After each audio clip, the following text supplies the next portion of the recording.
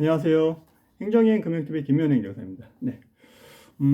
제가 오늘 준비한 영상은요, 가짜 휘발유에 관한 내용을 좀 해보려고 합니다.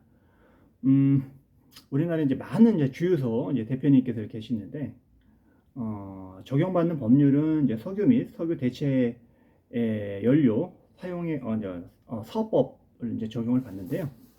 이 법에 따라서 이제 가짜 석유 제품이라는 게 있습니다. 그래서 가짜 석유 제품이라는 게 뭐냐면 이제 조연제, 뭐 첨가제나 이런 것들을 이제 제조된 것으로서 자동차 및 대통령으로 정하는 차량 기계의 연료로 사용하거나 사용하기 목적으로 제조된 것이라고 되어 있고요. 또 법에는 이제 그 다른 이제 석유 제품에 다른 석유 제품을 이제 혼합하는 방법으로 이렇게 제조하는 것들은 이제 가짜 석유라고 합니다. 근데 문제는 이런 가짜 석유가 고의적으로 만든 게 아니라 의도치 않게 만들어지는 경우가 종종 있고요. 그래서 이렇게 가짜 석유가 의도치 않게 판매되면 어떤 이제 행정적인 제재가 나가고 하는지를 조금 볼게요. 예전에는 가짜 석유 굉장히 많았었는데 요즘에는 이제 많이 없는 것 같고요. 주유소가 아닌 곳에서도 차를 대놓고 판매해서 그거를 이제 사서 넣고 하는 분들이 굉장히 많았었는데요.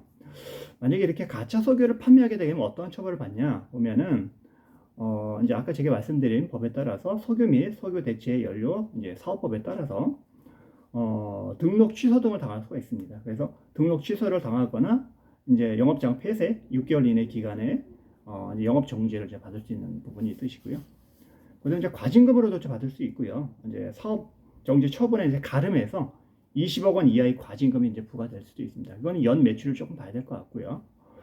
그다음에 이제 법에는 또 이제 가짜 석유를 이제 제조하는 것을 금지하도록 되어 있습니다. 당연히. 그래서 가짜 석유를 제조, 수입, 저장, 운송, 보관 또는 판매하는 행위를 이제 엄격하게 이제 금지를 하고 있습니다.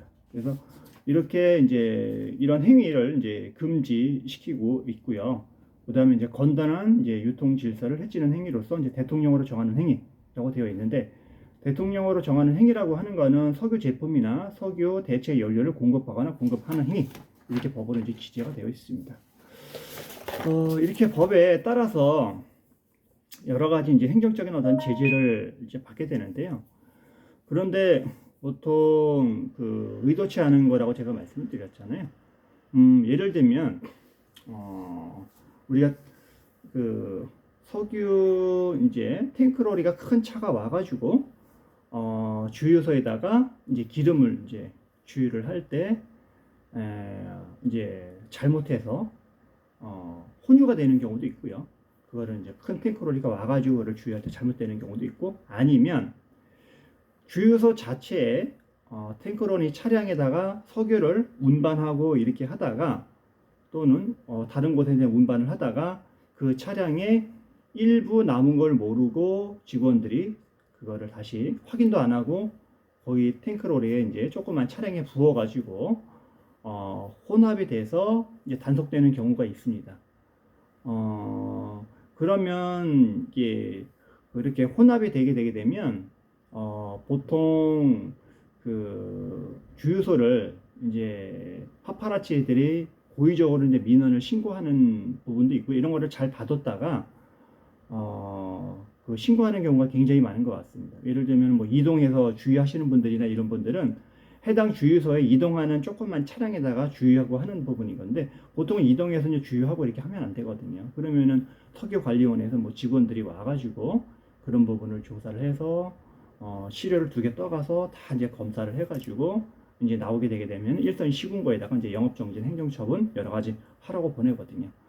그랬을 때 이제 의도치 않게 이렇게 하셨던 분들은 적극적으로 대응을 하셔야 되는데, 행정심판은 좀 적극적으로 대응을 하셔야 됩니다. 그래서 행정심판을 통해서 이게 석유가 내가 의도하고 가짜 석유를 마는 게 아니라 직원들의 실수나 뭔가 해서 잘못된 부분이다라는 부분들을 설명을 해주셔야 될 것 같습니다. 그래서 그 석유 농도나 이런 부분들을 해서 석유가 얼마나 섞여 있는지, 이런 거, 뭐 석유에다 가짜 석유 성분이 얼마나 섞여 있는지 이런 부분도 좀 정확하게 좀 봐야 될 것 같고요.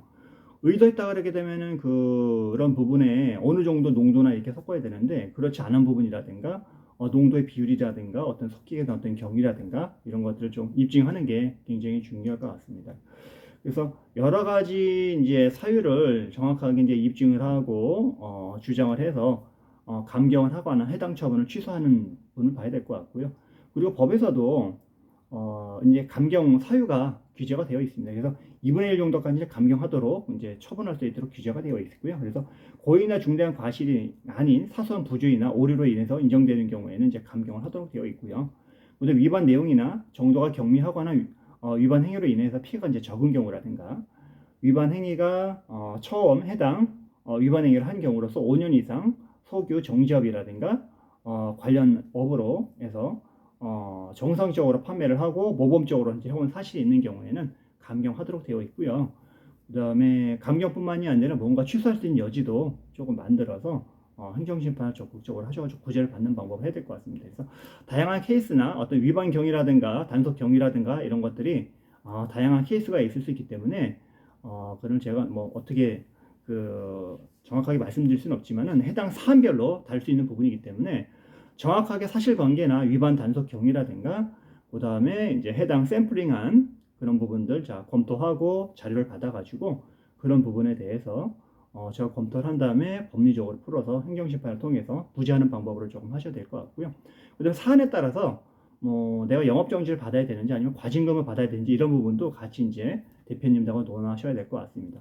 그다음 과징금을 책정할 때도 그 과징금이 적정하게 이제 된 부분인 건지 매출을 갖고 하는데 매출 부분에 대해서도 이제 그쪽에서 무슨 근거로 해가지고 이렇게 했는지 우리가 자료를 주잖아요. 그럼 자료를 주면은 그 매출 자료도 적정하게 이제 과징금이 산정되는지 부분도 종합적으로 검토가 이루어져야 될 부분인 것 같습니다. 그래서 오늘 가짜 석유에 관한 어떤 내용을 좀 검토를 해봤고요.